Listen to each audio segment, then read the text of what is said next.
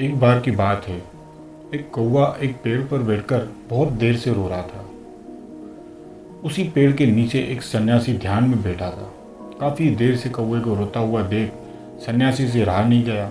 उसने कौवे से पूछा, तुम इतनी देर से क्यों रो रहे हो, क्या बात है? तो कौवा बोला, मैं तंग आ गया हूँ इस ज़िंदगी से और इस शरीर से। तो सन्यासी बोला, क्या हुआ, अपनी ज़िंदगी से इतने परेशान क्यों हूँ? कौवा बोला, ये कोई ज़िंदगी है? मुझे कोई पसंद नहीं करता। मैं जहाँ भी जाता हूँ लोग मुझे वहाँ से भगा देते हैं। मैं किसी को भी अच्छा नहीं लगता। तो सन्यासी बोला, ऐसा नहीं है, हमें भगवान ने जैसा भी शरीर दिया है, जिस हाल में भी रखा है, उसमें खुश रहना चाहिए। तो कौवा बोला, तुम्हें क्या पता, जिस पे बीतती है वही जानता है। इस पे सन्यासी बोला, अच्छा तुम बताओ, तुम्हें क्या पसंद है? तुम्हें किसके जैसी ज़िंदगी अच्छी लगती है? बताओ, मैं अपने मंत्रों से तुम्हें वैसा ही बना दूंगा। ये सुन के तो कौवा बहुत खुश हो गया। मुझे हंस बहुत पसंद है, मुझे उसके जैसी ज़िंदगी जीना है। अगर तुम मुझे सच में अपने मंत्रों से हंस बना सकते हो तो मुझे हंस ही बनना है।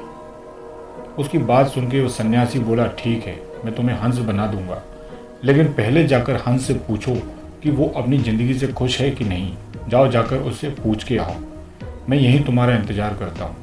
उस सन्यासी की बात मानकर वो कौवा हंस की तलाश में निकल गया। थोड़ी देर उड़ने के बाद उसको एक हंस दिखाई दिया जो एक झील में तैर रहा था। कौवा उसके पास गया और बोला कि हंस भाई, तुम कितने सुंदर हो, ये सफ़ेद रंग कितना भाता है तुम पे, सब तुम्हें पसंद करते हैं, तुम कितने खुशकिस्मत हो। तो हंस बोला, नहीं भाई, ये भी कोई ज़िंदगी है? सफ़ेद रंग कोई रंग होता है? ज़िंदगी तो तोते की है। मेरे पास तो सफ़ेद रंग है, पर तोते के पास कितने सारे रंग हैं, उसकी ज़िंदगी कितनी अच्छी है। ये हंस भी अपनी ज़िंदगी से परेशान है, तो चलो तोते के पास चलते हैं। और फिर कौवा उड़ गया तोते की तलाश में। तलाश करते करते एक पेड़ पर उसको तोता दिखाई दिया। तोते के पास जाकर कौवा बोला, भाई तुम कितने खुशकिस्मत हो, इतने सारे रंग हैं तुम्हारे पास, हर कोई तुम्हें पसंद करता है। तोता बोला, नहीं भाई, ये भी कोई ज़िंदगी है? हर वक्त डर रहता है कि कोई मुझे पकड़ न ले, मुझे पिंजरे में बंद न कर दे।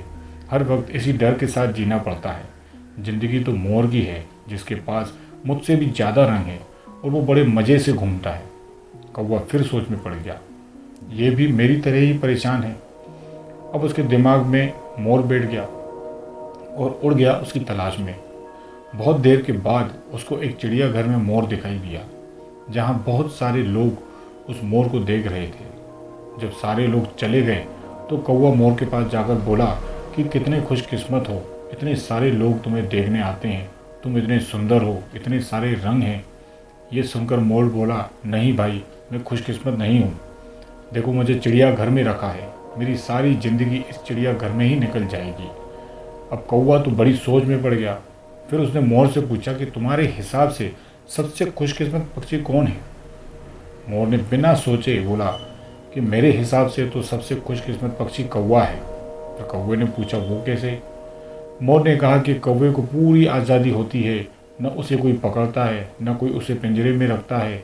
वो पूरी आज़ादी से कहीं भी उड़ सकता है, कहीं भी जा सकता है। तो मेरे हिसाब से तो सबसे खुशकिस्मत पक्षी कौवा ही है।